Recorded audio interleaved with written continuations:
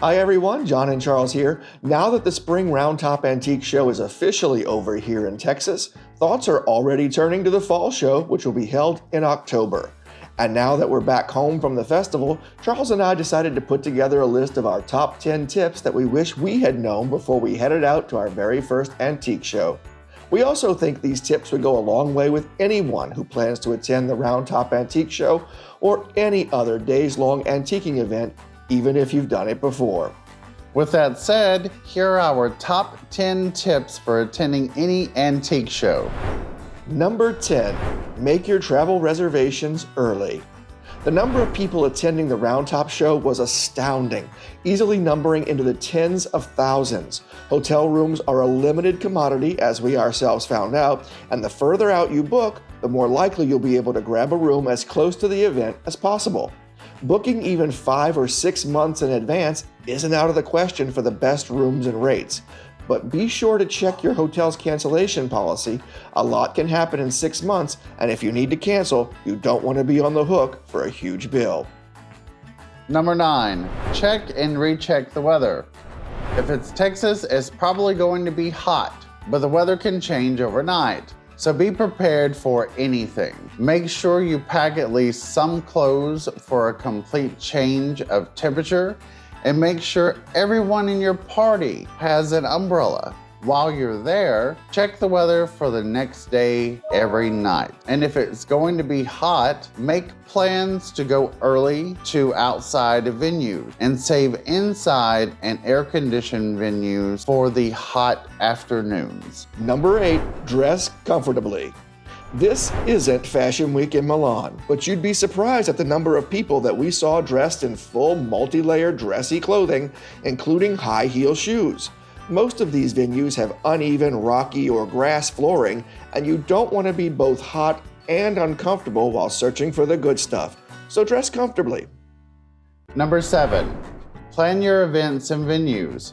You won't be able to see it all, even in an entire week. So we recommend you get your hands on an event guide and plan strategically to hit those venues which you most want to see or which are most likely to have the items you're most interested in. With that said though, Number 6, be prepared to go with the flow. Some venues, though listed in the event guide, just can't be found in Google, especially those vendors who set up shop inside of larger compounds that go by a different name. Be flexible and don't spend too much time trying to find one particular place. Chances are you're going to come across it anyway on the way to another venue. Plus, you may even find some venues that weren't listed at all, but end up being some of the best spots for finds on your trip.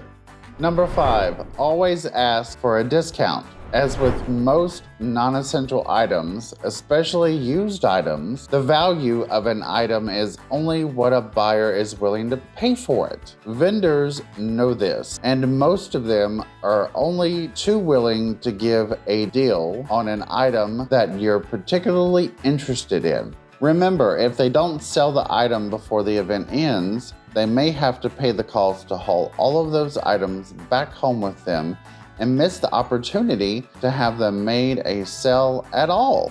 Number 4, be prepared to pay with cash or check. In our rough estimate, about half of all vendors will not take credit or debit cards at all, and those that do may charge you a fee to cover the cost of processing.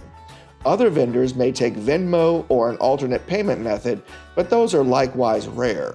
Most, but not all venues have an ATM available, but the ATM fees can be as high as $5 to $10, and some may look more than a little sketchy. Use your best judgment and make sure to check for card skimmers before using one. Number 3, go during the week if possible. Weekends are crazy busy, and you may feel rushed or overwhelmed by the number of people if you decide to shop then. If you do go out on the weekend though, go as early in the morning as you can. Some places open as early as 8 a.m. and we find that the crowds didn't really kick in until just before noon. Number 2, most venues are pet friendly. We can't tell you the number of cute 4-legged friends that we saw during our 6 days in Round Top. If you want to bring your furry buddy along with you, you're probably in good company. but be sure to confirm in advance with any must-see venues and also make sure that your hotel is pet-friendly as well. And finally, our number 1 tip. Don't be rude. This would seem obvious. In general, this is probably a good tip for any day of the week. However, we were a bit surprised by the number of rude people we saw or ran across ourselves. People blocking entire aisles while they casually sipped wine and chatted with their friends. People yelling at parking attendants. People who would give you a nasty gesture in traffic. People would nearly knock you over without any hint of excuse me. Come on, people. We're better than this. Yes, it's hot. Yes, you're tired. And yes, it may be overwhelming, but there's no excuse for rudeness. Be considerate and give people the benefit of the doubt. And that's our top 10 tips for attending an antique show. Did we miss anything?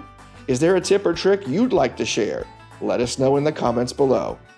Also, if you haven't already, make sure you like this video, subscribe to this channel, and turn on all notifications. We have some great plans for upcoming videos, and we wouldn't want you to miss a minute. Thanks for watching.